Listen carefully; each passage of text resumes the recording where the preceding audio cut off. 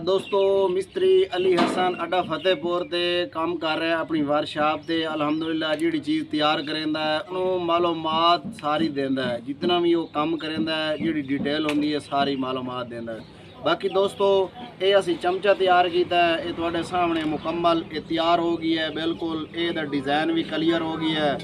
ये पाए हुए मोट भी हो गई है अगे डब्बा भी तैयार हो गई है बिल्कुल ये बैक साइड है ये फ्रंट है भी है ये तैयार हो गई है। और उस बाद दोस्तों ये असी झोल तैयार की थी ए वेख सकते हो ये झोल तैयार की थी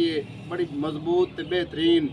ये तैयार हो गई है। वीडियो नू दोस्तों नाल भी शेयर करना और इंशाल्लाह वीडियो तुम मुकम्मल वेखियो सी ते जेड़ी डिटेल है उस तुहानू दसने जेड़ी शै भी अस तैयार करेने